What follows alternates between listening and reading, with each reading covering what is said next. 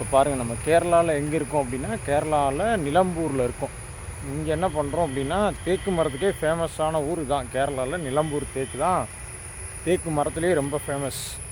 அதுலேயும் பார்த்துக்கிட்டிங்க அப்படின்னா, இங்கே முடிஞ்ச அளவுக்கு ஃபாரஸ்ட் டிப்போவில் இருக்கும். இப்போ ஃபாரஸ்ட் டிப்போவில் தான் இப்போ நம்ம மரம் பார்த்துட்ருக்கோம். மரம்னா கொஞ்சோண்டு மரம்லாம் கிடையாது. இங்கே பாருங்கள், ஃபாரஸ்ட் டிப்போவில் எவ்வளவு மரங்கள் இருக்குது அப்படின்னு மட்டும் பாருங்கள். எல்லாமே தேக்கு மரம் தான் அதிகமாக இருக்குது. ஃபுல்லாக தேக்கு. இங்கே இருக்கிற மரமே ஃபுல்லாக தேக்கு தான். இது எப்படி எடுக்க முடியும் அப்படின்னா, ஏலம் விடுவாங்க. அந்த ஏலத்துக்கு நம்ம எடுக்க முடியும்.